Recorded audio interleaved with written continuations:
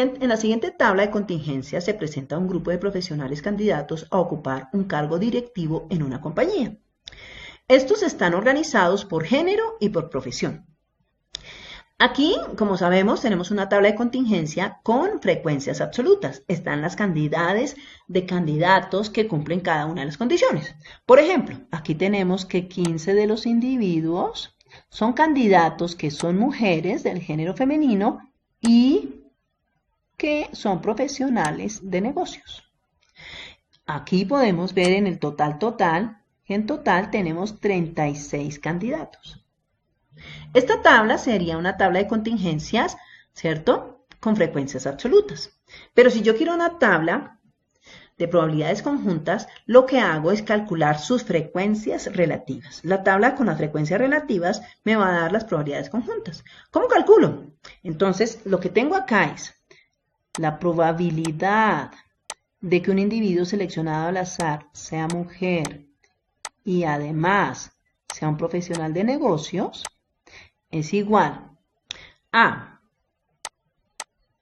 entonces me voy a mirar, tengo 15 profesionales mujeres de negocios de un total de 36. Entonces esto me daría 15 dividido entre 36 y lo que tengo es 0.417, que es lo que anoté acá.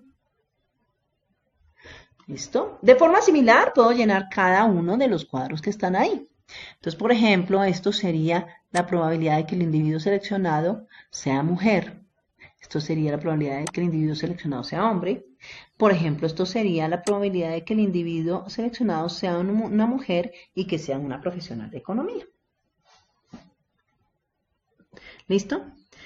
Ahora, si me dicen a mí, si se selecciona un candidato al azar y se encuentra que es mujer, ¿cuál es la probabilidad de que sea profesional de negocios? Entonces, ¿cómo escribo eso? Entonces digo, ¿qué ocurrió? Lo que ya ocurrió es que es una mujer. Entonces, esto es ya una probabilidad condicional. Porque dice, se encuentra que es mujer. O sea, ya hay algo que está dado y es que el candidato seleccionado es una mujer. Ahora me dicen, calcule la probabilidad de que ese individuo sea un profesional de negocios. Entonces, esto es lo que me están preguntando. Entonces, dado que es mujer, ¿cuál es la probabilidad de que sea de negocios? Entonces yo digo, pues esto sería ¿quién? Esto sería la probabilidad de que sea de negocios y además sea mujer. Sobre la que ya está dada, la probabilidad de que sea mujer. Entonces, esto lo puedo calcular así. Mirando mi tabla de probabilidades conjuntas, tendría la probabilidad de que sea negocios y sea mujer es 0.417. Entonces aquí 0.417. ¿Listo? Y la probabilidad de que sea mujer, entonces la miro, la probabilidad de que sea mujer 0.556. Entonces aquí sería 0.556. Y hago este cálculo y ya tendría la probabilidad de que sea un profesional de negocios, ¿cierto? Sabiendo que es una mujer. Ahora, esta cantidad también la podría calcular directamente de mis probabilidades, de mis frecuencias absolutas. Entonces yo quiero calcular la probabilidad de que sea negocios sabiendo que es mujer. Entonces digo, aquí como yo ya sé que es mujer, pues voy a trabajar solo con las mujeres. Entonces me voy a la tabla de frecuencias absolutas y digo, ¿cuántas mujeres hay? Pues tengo bien, 20. ¿Cierto? Entonces, aquí, de las 20 mujeres, ¿cuántos son de negocios? Entonces yo digo, pues de las 20 mujeres de negocios tengo 15. Quiere decir que aquí yo tengo 15. ¿Listo? Y si yo tengo 15 de 20, le puedo sacar quinta, me da 3 cuartos. Y esto sería igual a 0.75. Y si yo hago este cociente, eso me da 0.75. Quiere decir que lo puedo calcular con las probabilidades o directamente con las frecuencias absolutas, teniendo en cuenta que ya estoy trabajando no sobre los 36, sino sobre la condición que está dada, que es que son mujeres. Ahora, A partir de la definición de probabilidad condicional nos resulta un concepto y es el de eventos independientes. Entonces decimos que dos eventos A y B son independientes si la ocurrencia de uno no afecta la ocurrencia del otro. Es decir, si yo calculo la probabilidad de B dado A y esto me da la misma probabilidad de B independiente que haya ocurrido A o no, o si por el contrario yo calculo la probabilidad de A sabiendo que antes ocurrió B y me da la misma probabilidad de A, entonces estoy diciendo que estos eventos son independientes. ¿Qué quiere decir? Que el que ya haya ocurrido A no afecta nada la ocurrencia de B. O lo mismo, el que ya haya ocurrido B no afecta la ocurrencia de A. Si los eventos, si no es así, es decir, si sí se afectan, entonces diremos que los eventos son dependientes. Entonces, por ejemplo, vamos a mirar el caso 2 de nuestro frasco con bombones, con caramelos. Entonces tenemos lo siguiente.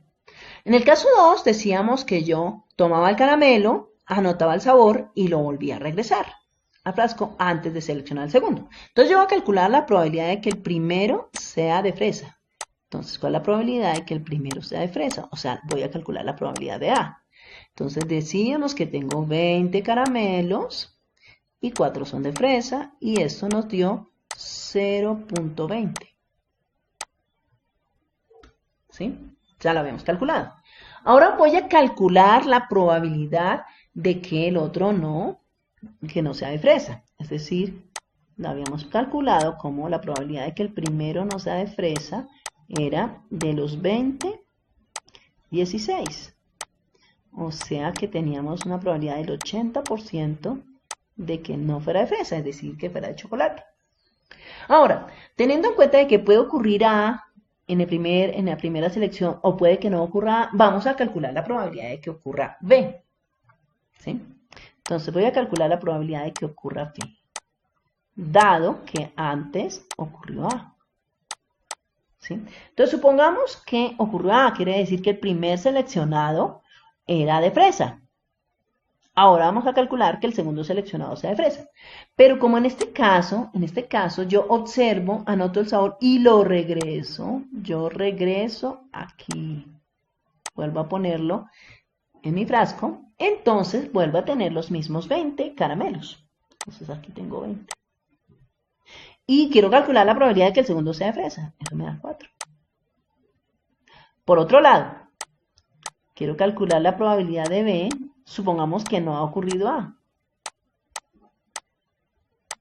Lo mismo, como yo puse mi caramelo de nuevo, pues tengo los mismos 20. ¿Y cuántos son de fresa? 4.